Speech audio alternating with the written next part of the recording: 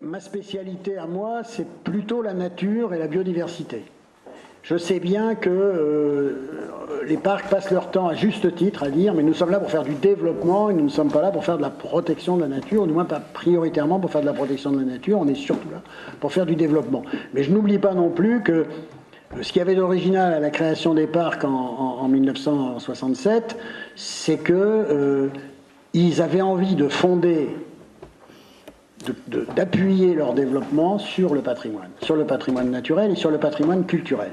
Ce qui était original, puisque les autres formes de développement se fondaient sur le développement. On ne s'occupait pas de savoir sur quoi on se développait. Les parcs, ils s'intéressaient à ce sur quoi ils se développaient, le patrimoine culturel et le patrimoine naturel. C'était important parce que ce patrimoine, c'est la fierté des gens. Et que retrouver la fierté de sa culture et la fierté de sa nature, c'est une très bonne base pour être imaginatif, pour inventer le développement.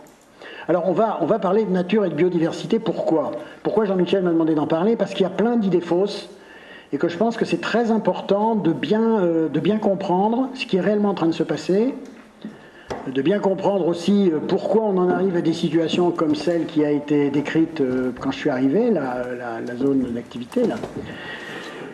Alors, d'abord, est-ce qu'il y a vraiment des problèmes avec la nature? Est-ce qu'il y a vraiment une crise de la biodiversité? La réponse que font les scientifiques, c'est oui, incontestablement. Les espèces disparaissent beaucoup plus vite qu'elles ne se créent, qu'ils ne s'en refabriquent. On considérait jusqu'à il y a un an qu'elles disparaissaient probablement entre 100 et 1000 fois plus vite que le rythme, disons, d'équilibre normal. Alors depuis, la revue Nature a publié une très importante étude dans laquelle on dit qu'on peut souffler puisque le rythme est sans doute 2 fois moins fort le rythme de disparition est sans doute 2 fois moins fort que celui qu'on pensait. Donc on est entre 50 fois et 500 fois, mais compte tenu de l'intervalle, je pense que ça c'est des plaisirs de scientifiques, mais ça n'a... En fait, donc il y a un vrai problème de disparition d'espèces. Est-ce que c'est le seul problème? Il se trouve qu'on parle toujours des espèces, et sans doute a-t-on tort de parler toujours des espèces. On a tort de parler toujours des espèces parce que c'est quoi une espèce? Une espèce, c'est un moyen de classification commode de la vie qu'on a inventé au XVIIIe siècle. Une espèce, c'est ce qui ressemble à un échantillon qui est dans un bocal ou qui est dessiné dans les livres des scientifiques au XVIIIe siècle. C'est ça une espèce.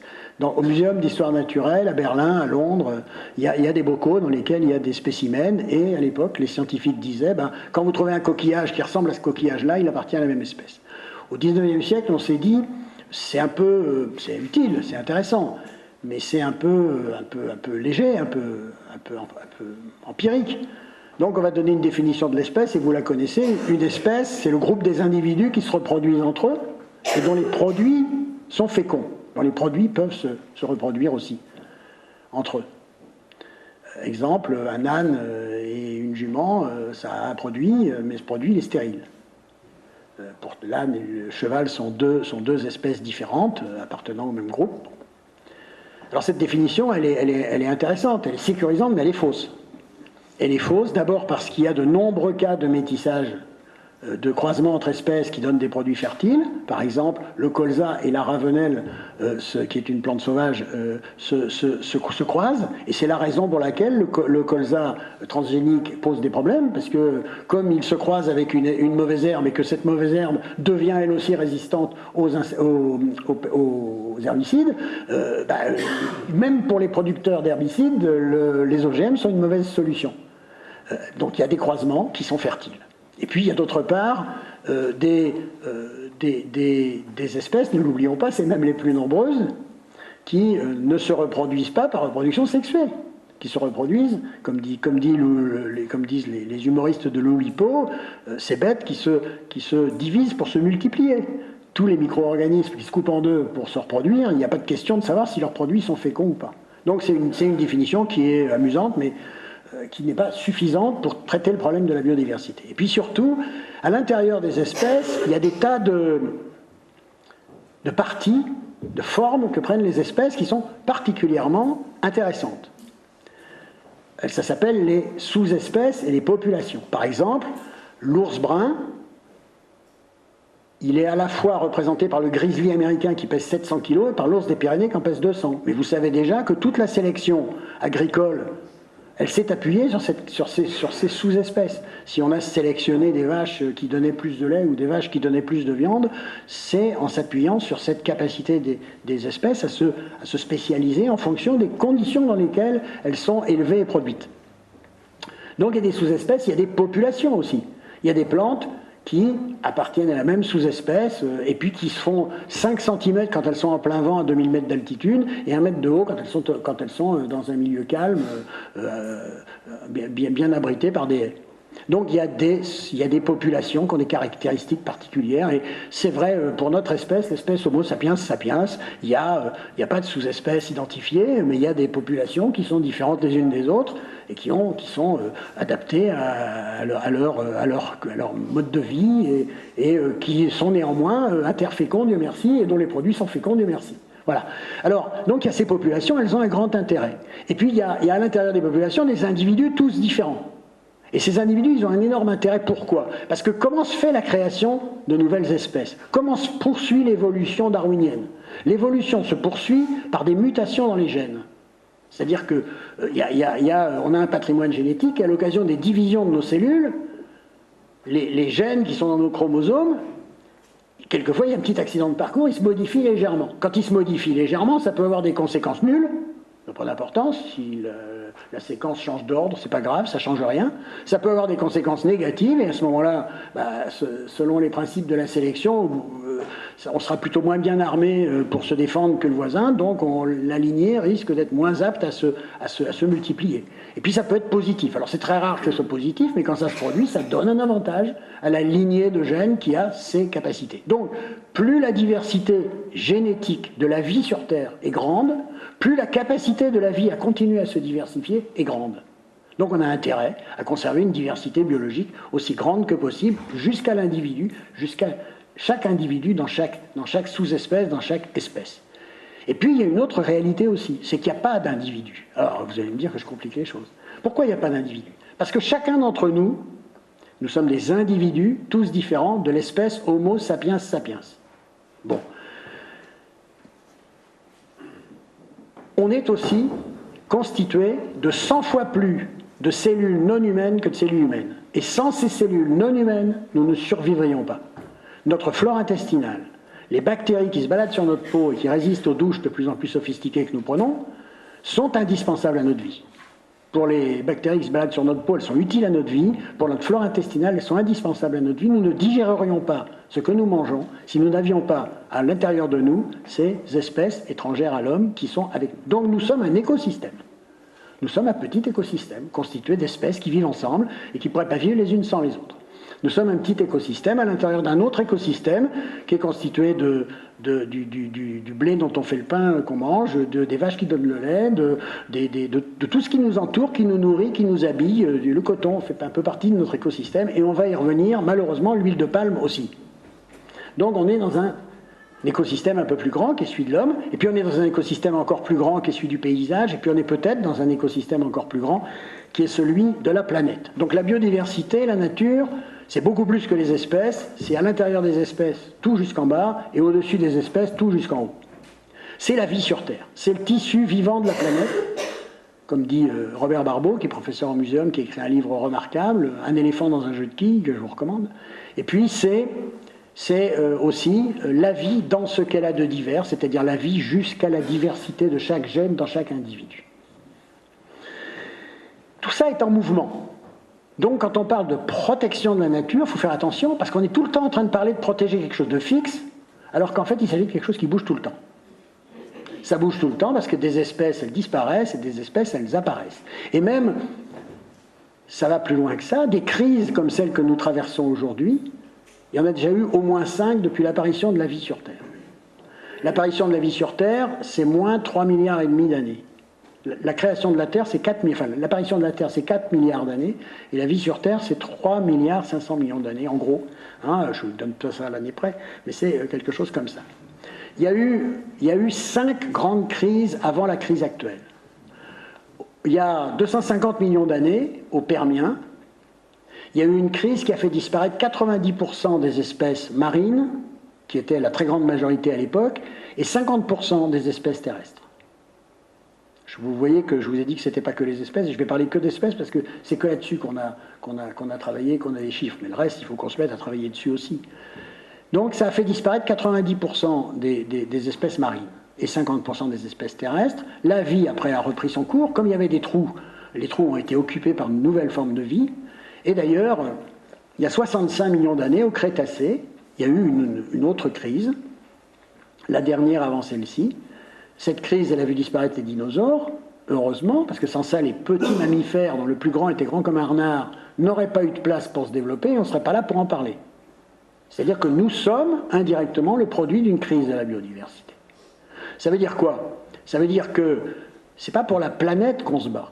La planète s'en fout. La vie sur Terre, elle est robuste et elle s'en fout. Si on rate notre coup, nous disparaîtrons avec notre biodiversité. La biodiversité qui nous accueille, qui nous fait vivre et dont nous faisons partie. Nous sommes un petit bout. Mais c'est pas après ça, il naîtra des formes de vie nouvelles, j'en sais rien. Qu'est-ce qui va se diversifier? Les méduses, les crevettes, j'en sais rien. Mais en tout cas, pas les grands singes. Ça ne sera pas proche de nous, ce qui va se passer. Pourquoi? Parce que nous avions été au moins 3 espèces d'hommes vivant en même temps sur cette planète. L'homme de Florès, l'homme de Néandertal et nous. Les 2 autres ont disparu.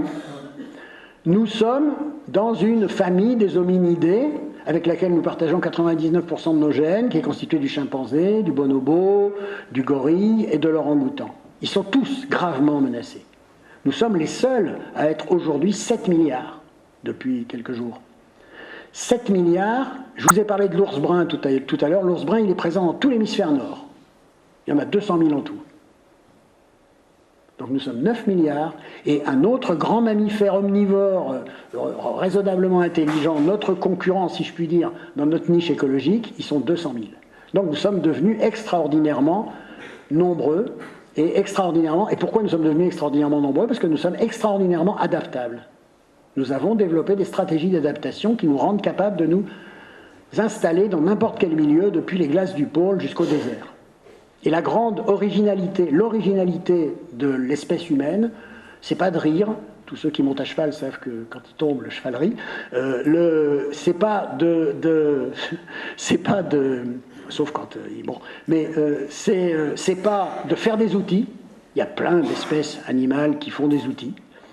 C'est pas la compassion.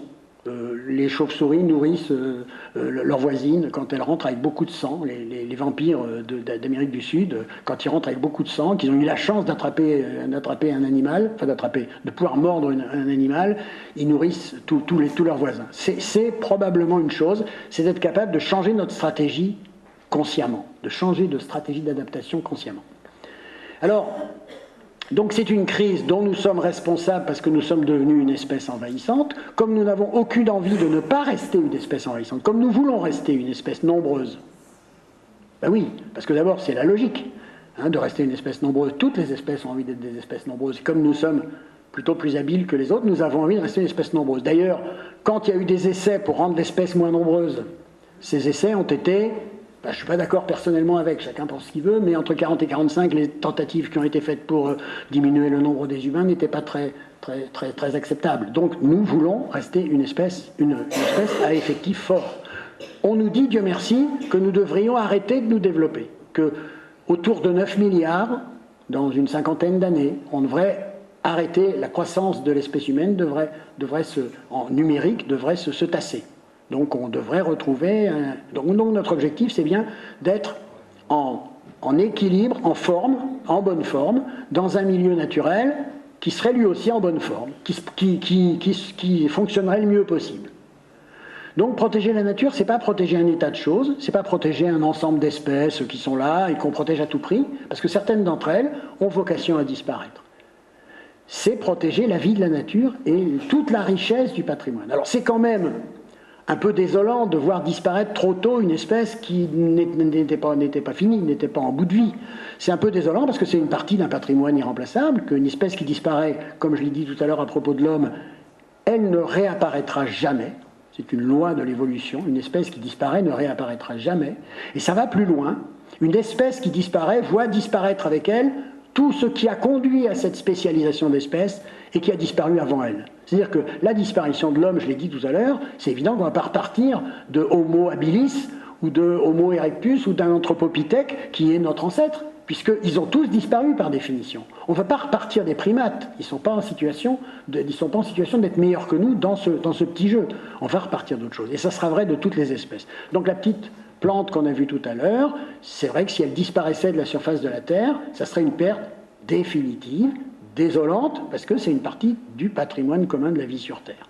Cela dit, ce n'est pas non plus une raison pour désespérer, parce qu'il va continuer à disparaître beaucoup d'espèces dans la dizaine d'années qui vient, parce qu'on n'a pas encore changé notre comportement. Ce n'est pas un drame, ça s'est déjà produit, il n'y a pas d'équilibre de la nature. Il n'y a jamais eu d'équilibre de la nature. L'équilibre de la nature, c'est la vie se diversifie, il y a eu une crise, la vie a recommencé à se diversifier très vite, parce que comme il y avait de la place, comme je vous l'ai dit, les choses se diversifiaient, puis ça va se réeffondrer, et puis il y a des petites variations, parce que le climat, parce qu'un météorite, parce que, etc.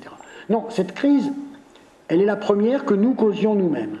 Nous en sommes responsables. Et de même qu'il y a encore des gens pour raconter qu'on n'est pas responsable du changement climatique, alors que ça paraît quand même d'une clarté aveuglante, eh bien, il y a des gens qui disent qu'on n'est pas responsable de la disparition de la biodiversité. C'est évidemment pas vrai. Le seul fait qu'on soit 9 milliards sur une planète qui n'est pas grande et qu'il n'y ait pas vocation à ce qu'il y ait 9 milliards d'un gros mammifère plutôt gourmand et plutôt destructeur, il n'y a pas place pour ça. Enfin, c'est pas, on est arrivé à la limite là. Hein.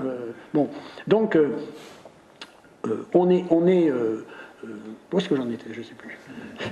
Donc, oui, c'est une crise que nous avons provoquée nous-mêmes par notre adaptation, et puis pour une autre raison sur laquelle je reviendrai. Mais c'est une crise que nous avons provoquée nous-mêmes, et c'est une crise qui nous intéresse parce que nous en serons atteints. Nous disparaîtrons pas forcément, mais comment on va se nourrir sur une terre épuisée? Comment on va nourrir nos enfants sur une terre épuisée? Comment on va être heureux sur une terre épuisée? Comment on va être heureux si on ne voit plus d'oiseaux? Etc. Bon. Donc, c'est nous qui en serons les victimes. Donc on ne se bat pas pour la planète, on se bat pour nous. On se bat pour nous, et ça ne veut pas dire qu'on doit considérer qu'on protège la nature de l'extérieur. Pourquoi est-ce qu'on a toujours cette idée qu'on protège la nature de l'extérieur? Qu'il y a l'homme et la culture, puis de l'autre côté la nature. Et que l'homme, il protège la nature qui est hors de lui, qui est en dehors de lui.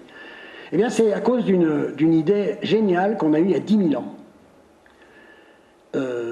On a eu l'idée que si on voulait devenir nombreux, il fallait arrêter de bouger tout le temps, ce que faisaient les chasseurs-cueilleurs de l'époque, qui se déplaçaient pour trouver du gibier, pour trouver à manger, pour trouver des plantes comestibles, qui vivaient complètement dans la nature, dans une nature divinisée, dans une nature dont ils étaient une toute petite partie. Il y en a encore, hein, beaucoup de populations qui n'ont pas fait le même choix stratégique que nous, qui vivent encore comme ça. Mais nous avons fait, dans 4 endroits du monde, le Moyen-Orient, la Chine, l'Amérique du Sud, on a fait un choix qui est celui de cultiver et d'élever, de cultiver la terre et d'élever des animaux domestiques. Et ce faisant, on a dit à la nature, on te repousse en dehors de chez nous, on a chez nous et il y a chez toi. Chez nous, c'est nos champs et nos animaux domestiques, et chez toi, c'est les animaux sauvages et le reste, et on essaye de faire en sorte qu'il y ait le moins possible de sauvages dans notre domestique, et qu'on soit tranquille et qu'on puisse... Puis petit à petit, on a commencé par creuser le sol avec un bâton, et puis ensuite pour semer, et puis ensuite la houe, et puis ensuite la charrue, puis la charrue multisoc, et puis, on est arrivé à un point où on a tellement repoussé la nature en dehors de chez nous, et on le fait tellement efficacement avec les herbicides, les pesticides et le reste, qu'on est en train de gagner la guerre et de faire disparaître l'objet de la conquête. On est comme les Mongols, qui, quand ils arrivaient sur une terre fertile, ils n'avaient qu'une idée, c'était de tout brûler, faire des pyramides de crâne, et enfin ils retrouvaient le désert qu'ils aimaient pour pouvoir se promener. Ben, nous, on est comme ça, sauf que nous, le désert, on n'est pas tellement fait pour. Et que, bon. Donc, c'est à cause de ça, c'est à cause de cette révolution néolithique, ce qu'on appelle la révolution néolithique, il y a 10 000 ans, que on a cette idée que nous ne sommes pas dans la nature. Or, nous sommes dans la nature. Nous sommes un animal, doué de plus de discernement que les autres, mais nous sommes un animal dans la nature. Ce qui veut dire que notre responsabilité sur la nature est énorme, que nous sommes chez nous, que nous avons le droit de faire des zones industrielles dans la nature, à condition de faire en sorte que la nature y trouve son compte. Pendant 10 000 ans, on s'est brouillé avec la nature, il est temps de se réconcilier avec la nature. Il est temps de se réconcilier avec la nature parce que c'est chez nous, parce que c'est notre famille. Et pas parce que c'est une espèce de monument naturel qui serait à côté de chez nous et qu'on devrait protéger comme ça, comme il est. Et c'est d'autant plus important que quand on fait un programme de protection de la biodiversité, on est obligé de tenir compte du changement que cette biodiversité traverse sans arrêt. Si vous protégez les berges de la Loire, vous protégez quelque chose qui bouge tout le temps. Et vous ne pouvez pas dire, je vais classer ça en réserve naturelle, ça en arrêté de biotope, ça comme ça, et puis on va le figer comme ça, et puis on va le protéger, et on aura toutes les espèces qui y sont, elles y sont pour toujours. Le mythe de l'Arche de Noé, ça marche 40 jours, ça ne marche pas plus longtemps. Donc l'Arche de Noé, ce n'est pas une bonne solution. La bonne solution, c'est de se dire qu'on veut que la nature bouge, vive en harmonie et que nous, on vive en harmonie dedans. C'est une réconciliation, avec la nature qu'il s'agit, et ça c'est passionnant. Ça veut dire que ce n'est pas les mêmes systèmes de protection qu'il faut développer, qu'il faut en inventer d'autres, que ce n'est pas les mêmes systèmes de connaissances qu'il faut développer. Pourquoi ce n'est pas les mêmes systèmes de connaissances? Parce qu'on a fait beaucoup d'inventaires, vous l'avez vu, des espèces rares. L'Union internationale pour la conservation de la nature, l'UICN, publie les listes rouges des espèces menacées. Elle suit 47 000 espèces tous les ans. Elle suit l'évolution de 47 000 espèces. Il y en a, on en connaît, on a donné un nom à 1 700 000 espèces, et on suppose qu'il y en a environ 15 millions. On ne sait pas pour les autres, on ne les a pas encore découvertes. On connaît à peu près tous les vertébrés, les poissons, les mammifères, les oiseaux, les reptiles, les batraciens. On pense qu'il y a 5 ou 10% qu'on ne connaît pas. En revanche, pour les insectes, pour les plantes, pour les champignons, pour les arthropodes, pour les micro-organismes, bon. Et d'ailleurs, dès qu'on commence à s'interroger sur ce qu'on ne connaît pas, on découvre que justement le fait de s'intéresser qu'aux espèces n'est pas très convaincant. Par exemple, il y a un papillon que vous connaissez tous parce que vous l'avez vu dans les vitrines des marchands. C'est un papillon bleu qui s'appelle le morpho. Vous voyez ce papillon le plus beau, là, celui qui est bleu, brillant. Eh bien, il y a un autre professeur au muséum qui s'appelle Patrick Blandin, qui a écrit un livre formidable aussi sur la biodiversité. Je vous recommande, on fait la bibliographie en même temps. Il est spécialiste des morphos. Et pendant des années, il a épinglé des morphos, tous pareils, dans sa boîte. Et un beau jour, il a été en mesure de faire le code-barre, d'analyser le génome des morphos. Il s'est rendu compte que parmi les morphos, ils avaient des génomes complètement différents. Et du coup, ils se sont intéressés à ce qu'était la vie de ces papillons. Ils se sont aperçus qu'en fait, il s'agissait d'une quantité d'espèces complètement différentes, dont les chenilles avaient des formes complètement différentes et qui ne se nourrissaient pas des mêmes plantes. Mais ils avaient tous la même forme à l'état de l'imago, à l'état adulte. Donc on a plein de choses, autrement dit, on a plein de choses à découvrir sur la nature, et il faut maintenant qu'on s'intéresse à la vie de la nature et pas seulement à quelques espèces.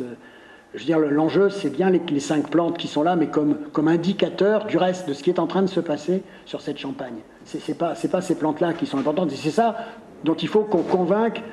C'est ça dont il faut qu'on se convainque réciproquement avec le Conseil national de protection de la nature. C'est bien joué de nous avoir dit qu'il y avait des espèces protégées, mais c'est bien joué de notre part de dire, mais nous, ce qui nous intéresse, c'est qu'on maintienne un fonctionnement, ici ou ailleurs, d'un milieu naturel qui tourne bien, dans lequel il y ait des espèces, ces espèces-là et d'autres, et que c'est ça qui nous intéresse. Et qu'on est capable de le faire, parce qu'on est un parc régional, et on est capable de développement. Peut-être que vous ne convaincrez pas les écolos, parce qu'ils se sont fait, nous sommes fait taper sur la figure pendant tellement d'années, que maintenant on est capable de se battre jusqu'à la mort pour une plante grande comme ça, qui n'a pas forcément une... Bon, voilà, mais on est capable de le faire, et on sait qu'on peut gagner, parce que juridiquement, on est assez fort maintenant. Donc, on a intérêt à trouver un autre mode de discussion, et la méthode que vous avez votée est une bonne méthode. C'est-à-dire qu'il faut pas prendre les gens pour des imbéciles, mais il faut essayer d'être intelligent sur le même terrain, et ça, je pense qu'on peut y arriver. Alors, voilà, donc qu'est-ce que ça veut dire maintenant protéger la nature? Ça veut dire, certes, faire encore des espaces protégés, parce que comme j'ai parlé de vie de la nature, c'est pas en empêchant de chasser un oiseau qu'on le protégera, vous le savez bien avec l'outarde, c'est en maintenant les milieux sur lesquels il peut se reproduire et vivre tranquillement. Donc les espaces protégés conservent toutes leurs valeurs, mais ils conservent leurs valeurs non plus comme espèce de musée vivant où il y a 14 espèces protégées et 18 espèces superbes, mais comme un réservoir de vie de nature qui est capable de coloniser et de réhabiter ce qui se passe autour. Donc Un arrêté de biotope, une réserve naturelle, c'est un endroit où il se produit de la nature, qui ensuite peut s'envoler ou se semer ou contribuer à maintenir une bonne richesse et un bon équilibre naturel. Les causes principales de la disparition de la biodiversité, c'est d'abord, en effet, la disparition des milieux. Alors, les exemples que je vais prendre, je ne vais pas forcément les prendre en France, mais ça serait un peu vrai. C'est vrai que l'intensification agricole en France, c'est vrai que l'urbanisation des années passées est la cause principale. D'abord l'agriculture, d'abord l'intensification agricole, ensuite l'urbanisation, c'est la cause principale de perte de biodiversité. On se pose beaucoup de questions sur les sternes ou sur l'outarde. Les oiseaux communs, habituels, qui vivent dans les milieux agricoles, aucun n'est menacé, vraiment. Eh bien, leur poids total, ou leur nombre total, comme vous voudrez, a été divisé par 2 en 30 ans. Il y en a 2 fois moins.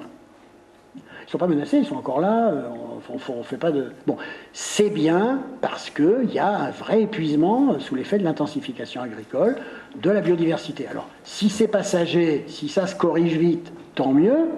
Si ça ne se corrige pas, vous me direz, il en reste 50% des oiseaux. Mais 50% de 50%, on est vite à pas grand-chose. Hein, donc ça, c'est la principale cause. Alors c'est la principale cause en France, mais c'est aussi la principale cause parce que nous sommes français. C'est-à-dire que nous sommes français, donc nous sommes un pays du Nord, donc nous bouffons de l'huile de palme, et bouffant de l'huile de palme, on détruit les forêts tropicales, parce qu'on importe du teck pour faire nos terrasses, et que ce faisant, on détruit les milieux naturels ailleurs. Donc le fait qu'on soit riche, ça nous amène d'une part à détruire chez nous, mais aussi à détruire chez les autres.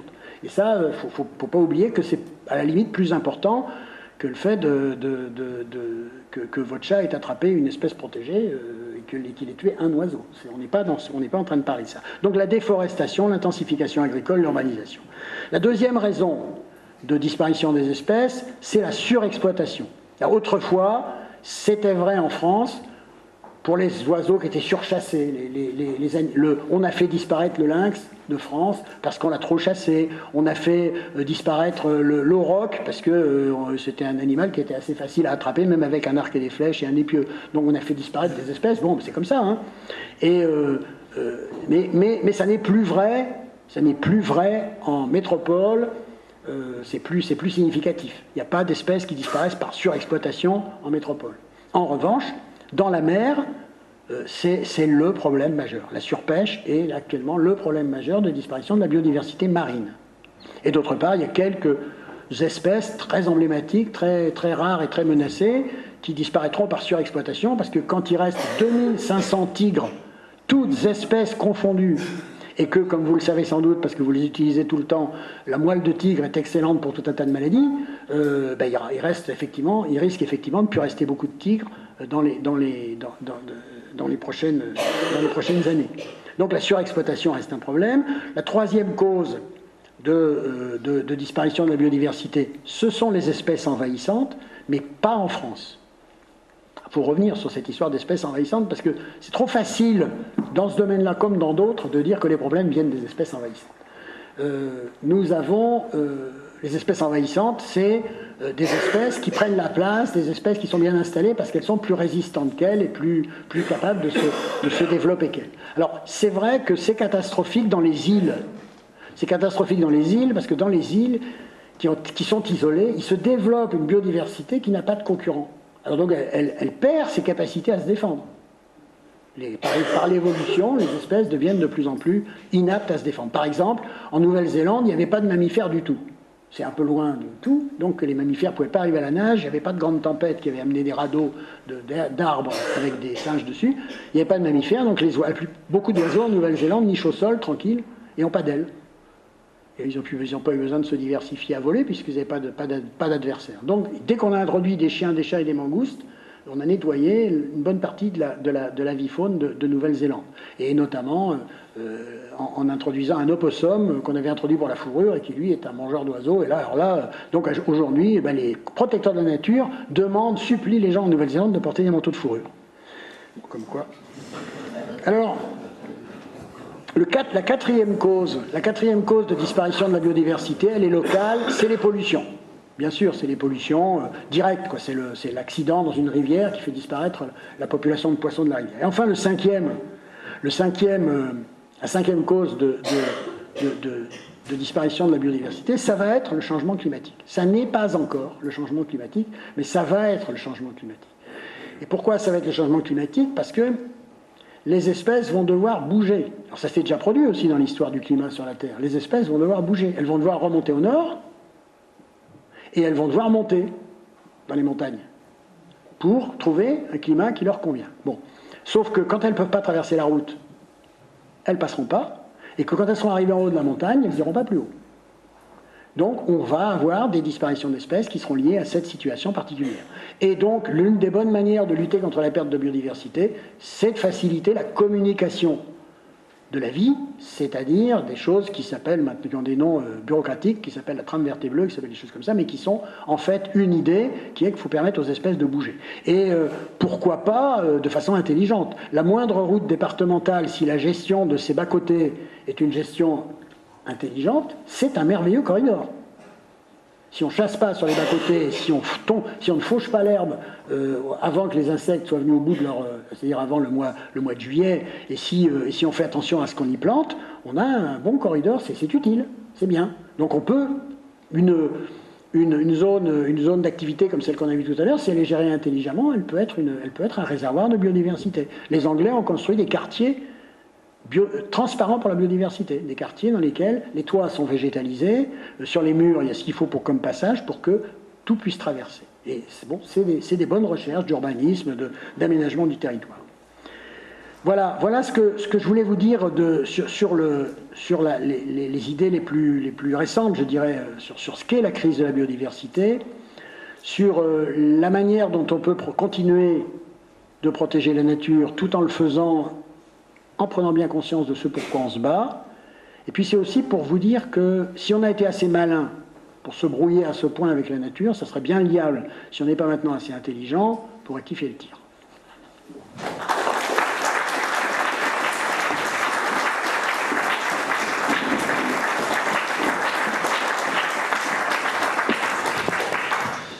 Merci François.